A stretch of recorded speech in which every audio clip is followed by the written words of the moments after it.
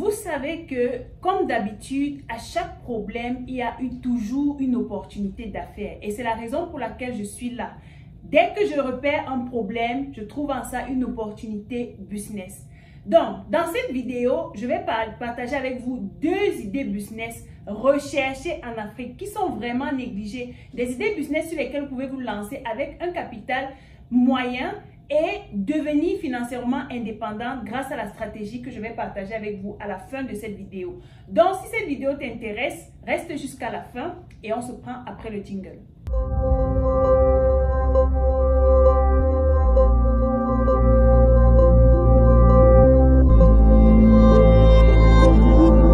Je suis Dacice Lilson et je suis entrepreneur e-commerce. Sur cette chaîne, je partage avec toi tout ce qui peut t'aider à gagner plus d'argent, à augmenter l'argent dans ton compte bancaire, n'est-ce pas? Et comme je te disais en intro, dans cette vidéo, je partage avec toi 2 idées business magnifiques qui sont adaptées à l'Afrique.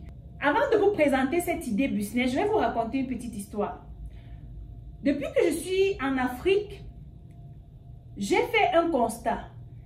La majorité des personnes qui viennent qui partent au boulot, qui partent à l'école, qui vont dans certains événements, arrivent souvent avec la poussière, en saison sèche surtout, arrivent avec la poussière sur les chaussures, les vêtements qui ont la poussière et tout ça.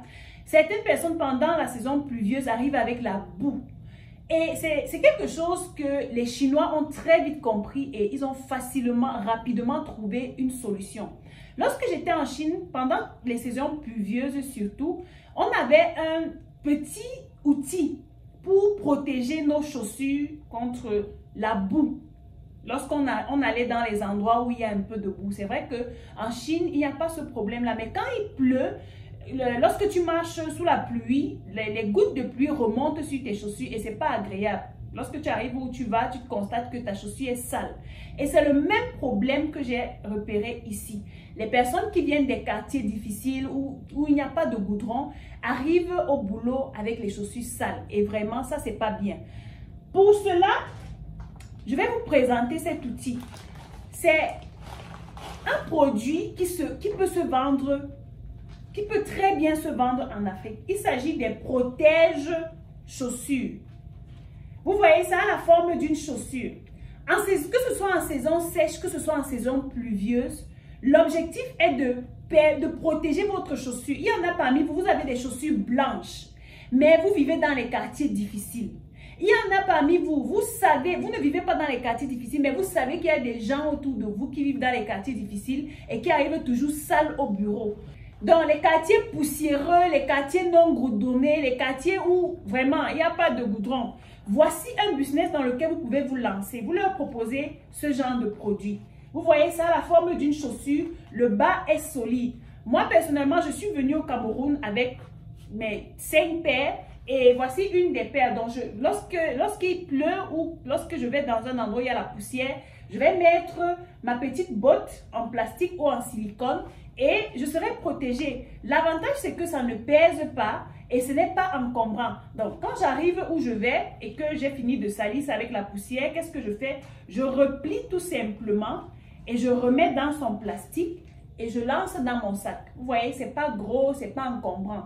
Maintenant, il y a différents types. Ça, c'est un modèle qui est typiquement adapté à la Chine parce que c'est en plastique, n'est-ce pas? Mais les images que vous voyez sur la vidéo, il y a le modèle en silicone qui est vraiment adapté à l'Afrique. C'est très solide, ça ne se déchire pas facilement. Donc, vous pouvez l'utiliser sur 6 mois et vous n'aurez pas de problème à cela. Quelle est la stratégie que vous allez mettre en place pour pouvoir vendre ce type de produit? Vous allez premièrement cibler les quartiers qui sont poussiéreux ou non goudronnés. Et vous allez placer votre business, vos produits à l'entrée de ces quartiers-là et proposer aux gens. Je vous assure que si vous mettez en place cette stratégie, vous allez vendre. Parce que je ne vois pas quelqu'un qui se sent à l'aise dans ce type de quartier et qui souhaite aller au boulot tous les jours, tous les matins avec les chaussures sales. L'avantage que vous avez également, c'est que dans ce business est adapté à toutes les couches. Ça veut dire que ce soit les adultes, les jeunes ou les tout petits. Pourquoi? Parce que ces bottes en plastique et en silicone ont des pointures. ont des tailles, de la taille XXL à la taille 2XL. Donc, tout le monde peut mettre cela. Imaginez, on a l'habitude de mettre les bottes en plastique là à nos enfants. Ils passent toute la journée avec ça, chauffe les pieds, les enfants sont mal à l'aise, les enfants pleurent à l'école. Pourtant, vous pouvez mettre votre jolie tennis blanche à l'enfant ou sa jolie tennis noire et vous lui mettez tout simplement ce produit et à l'entrée de l'école, vous enlevez. L'enfant va se sentir à l'aise pendant la journée, comme s'il n'avait pas plu, comme s'il ne devait même pas avoir des bottes ou quoi que ce soit. Maintenant, si vous voulez aller encore plus loin, vous lancez ce qu'on appelle la publicité Facebook pour faire connaître votre produit à plus de personnes. Et croyez-moi, vous serez submergé. Donc, si vous êtes prêt à vous lancer maintenant, vous savez déjà quoi faire. Vous nous contactez, vous ouvrez le dossier chez nous et nous allons vous accompagner dans le lancement de votre business. La deuxième idée business que je vais vous présenter, c'est également un problème que j'ai rencontré et dont je décide d'apporter une solution. Vous savez, problème égale à opportunité d'affaires.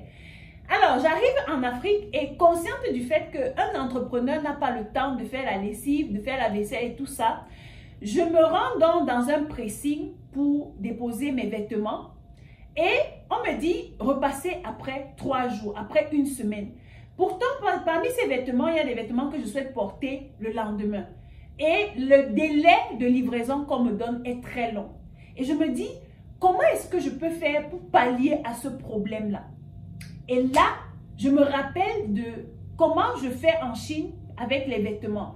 En fait, en Chine, chez moi, j'ai une machine à laver très puissante qui me permet de régler le système de lavage et le système de rinçage et le système de séchage en même temps. C'est quoi le business ici? C'est de vous lancer dans les pressings express.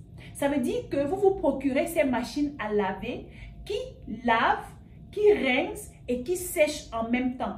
En Chine, par exemple, lorsque j'avais oublié de laver un vêtement, je pouvais le mettre dans la machine à laver le matin et je le mets tout juste après, surtout pendant les saisons sèches parce que ça presse tellement l'habit au point de sécher l'habit. Donc, parmi ces machines à laver, il y a différents types. Il y a des modèles pour les vêtements, pour 7 kg de vêtements. Il y a des modèles pour 10 kg, pour 15 kg, pour 25 kg. Plus le nombre de kilos augmente, plus le volume de la machine augmente. Maintenant, l'avantage, c'est que vous pouvez régler le système de lavage. La machine à laver que j'ai en Chine, par exemple, je peux régler le système pour 2 lavages, 2 rinçages et un séchage. Voilà. Mais pour le business, je sais que les gens ont tendance à faire des économies. Vous pouvez faire un lavage de 20 minutes ou de 30 minutes. L'avantage également, c'est que vous pouvez régler le temps de lavage, la durée de lavage. Vous pouvez faire 2 lavages de 15 minutes ou un lavage de 20 minutes ou 30 minutes, puis 2 rinçages et un séchage. En 1 heure, vous avez lavé 8 kg ou 15 kg de vêtements et après le lavage, vous retirez tout simplement et vous cintrez et c'était bon. Ou vous repassez. Voilà comment vous pouvez utiliser ce système de pressing rapide pour gagner du temps. Croyez-moi, si vous vous lancez dans ce business, il y a des entrepreneurs là dehors plein qui n'ont pas de temps pour faire la lessive et qui recherchent ce type de pressing. Donc, avec un capital d'au moins 1,5 million, 2 millions, vous pouvez vous lancer et mettre en place ce système. Comment vous allez faire? Parce qu'en Afrique, ce que j'ai remarqué, c'est qu'il y a des problèmes de coupure d'électricité intempestive. Donc, ce que vous allez faire, c'est que vous allez vous procurer un groupe électrogène et vous rassurer que le système d'alimentation en eau est correct. Là, rassurez-vous, vous n'aurez jamais de problème qu'il n'y a pas d'eau ou bien il n'y a pas d'électricité. À chaque fois que l'électricité est coupée, votre groupe électrogène lance automatiquement. Maintenant, la stratégie marketing derrière cela, c'est que vous allez chercher les entrepreneurs. Donc, vous allez visiter les entreprises et même les ministères et en fait, toutes les personnes qui travaillent et qui semblent occupées. Vous allez rentrer en contact avec ces personnes-là. Rappelez-vous toujours que je vous demande de travailler de façon professionnelle. Donc, quand vous allez vers ces personnes, rassurez-vous d'être habillé avec la charte graphique de votre entreprise et procurez-vous des cartes de visite. J'ai remarqué qu'ici au Cameroun, pour faire 100 cartes de visite, ça coûte seulement 12 000 francs. Donc, avec 12 000, vous avez vos 100 cartes de visite et vous visitez les entrepreneurs et les entreprises. Vous faites un carnet d'adresses chargé. Croyez-moi, si vous venez même me voir dans notre entreprise, nous sommes nombreux. Nous allons même passer, en fait, nous serons vos clients. Nous allons envoyer nos vêtements chez vous tout le temps pour les laver. Une autre chose dans le business du pressing express, c'est que vous pouvez décider de mettre en place un système de grammage dans votre lavage. Donc, vous pouvez décider de laver les habits en kilos. Quelqu'un peut venir avec 3 kilos de vêtements et à cela, en fonction de la charge de votre entreprise, vous allouez à cela un prix. Quelqu'un peut venir avec des vêtements de, je sais pas, 12 kilos, 15 kilos, 30 kilos, il y en a. Donc, vous mettez en place ce système-là, vous faites une grille tarifaire, les robes, les jeans, les habits blancs, les robes de mariage, ainsi de suite. Vous faites cela et ce sera professionnel. Les gens vont vous prendre au sérieux et vous feront confiance. Le petit business, ou bien je vais dire le gros business qui peut se cacher derrière votre pressing express, c'est le détergent. Vous savez, lorsque vous lavez les vêtements dans la machine à laver, vous avez besoin du détergent. Maintenant, comment vous faites pour capitaliser au max? Au lieu d'aller acheter les vêtements, les détergents qui sont déjà en surface, vous pouvez apprendre vous-même à fabriquer vos détergents, que ce soit en liquide ou en poudre, et les utiliser dans votre pressing et rentabiliser au max. Je connais une dame qui a travaillé pendant longtemps dans les pressings et qui a appris à fabriquer des détergents. Et aujourd'hui, elle a ouvert son propre pressing. Elle forme également les gens dans la fabrication de tous ces produits-là. Donc, si vous avez besoin, un temps soit peu, d'apprendre à fabriquer ces produits, ces détergents pour lancer votre pressing ou même pour vendre dans les différents pressings, laissez en commentaire votre message, votre préoccupation et nous allons vous répondre et vous accompagner en fonction de votre besoin. On arrive donc au terme de cette vidéo. J'espère qu'elle vous a plu. J'espère que vous allez mettre en pratique ces conseils maintenant. Donc, parmi ces deux idées business, laquelle allez-vous implémenter dès cette semaine pour enclencher votre processus vers l'indépendance financière? On se voit dans la vidéo que je ferai très prochainement. D'ici là, think like a lion.